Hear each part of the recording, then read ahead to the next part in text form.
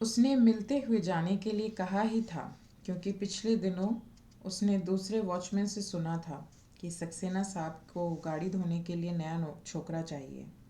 उसे चिंता हुई कि कहीं ऐसा ना हो कि मोटिया काम पर लौटे और सक्सेना साहब उसे काम से बर्खास्त कर दें।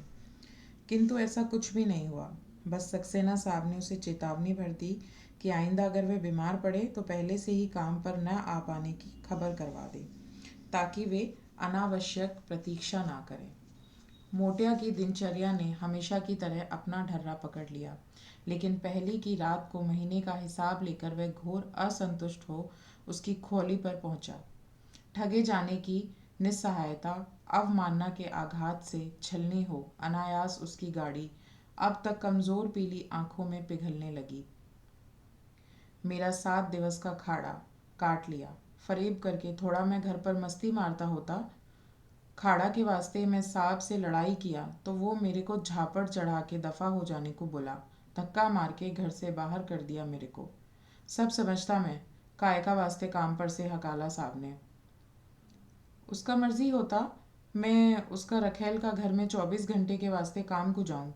मैंने साफ ना पाड़ी होती, बोला होता फ़कत गाड़ी धोएगा, ऊपर का काम करेगा, खाना पीना नहीं पकाएगा। जबी जबी झापड़ मारा।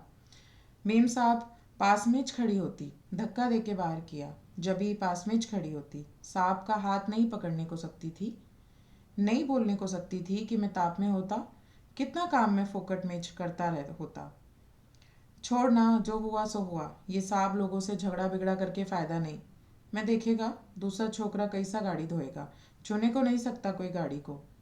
एकाएक निरीहता झटक उसने चुनौती से भरकर कहा।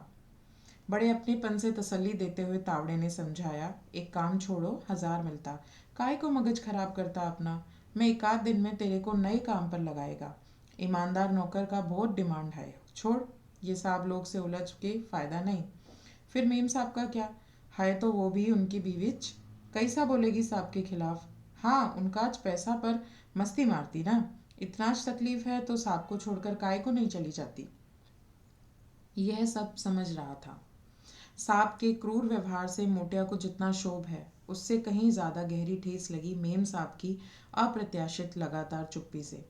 चुप्पी का अर्थ है वे भी गलत का साथ दे रही हैं।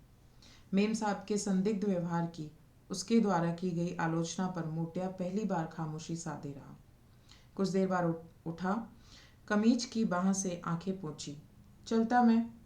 उसने तो नहीं, पर उसकी बीवी ने ज़रूर मोटिया से कुछ देर और बैठने का आग्रह किया और लगभग जिद सी की कि काफ़ी रात हो रही है, वह खाना खाकर जाए।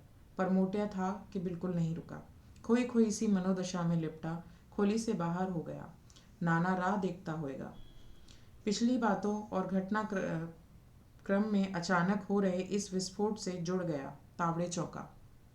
उसके आसपास उबलती खौलती तमतमाती धमकियों की भीड़ इकट्ठी हो गई। वे धमकियां जो उसे ललकार रही थी, धमका रही थी, धिक्कार रही थी, चुनौती दे रही थी कि चौकीदार रखने का मकसद एक मामूली सा छोकरा 2.5-3 लाख की गाड़ी का भुर्ता बनाए दे रहा है, वह है कि रात पाली के बावजूद आराम से गुमटी में खर्राटे भर रहा। अरे, इन लुटेरों की मिली भगत है। इतनी बेरहमी से गाड़ी पीट पाट डिब्बा बनाकर रख दिया छोकरे ने। अखा कॉलोनी को सुनाई दिया। ये हरामखोर कान में तेल डाल के सोता। डिसमिस करने को मांगता सोसाइटी को। इतना पगार हम लोग गुरखा लोगों को काय के वास्ते देते, लुटने के वास्ते। उसे आश्चर्य हुआ। मोटिया के हाथों में लपलपाते सरिये ने उपस्थित भीड़ को निष्क्रिय कर रखा था, पर उनकी जबानें बर्छी भाले सी प्रहार किए जा रही थी। किसी का साहस नहीं हो रहा था कि 4 फीट के बित्ते से छोकरे के हाथ में लपक कर सरिया छीन ले। नुकसान उनकी नाक के तले हो रहा था, परंतु जान जोखिम में डालने का काम उन शूरवीरों का नहीं। ठीक ही तो कह रहे, चौकीदार काय के वास्ते रखा, साले सब हिजड़े।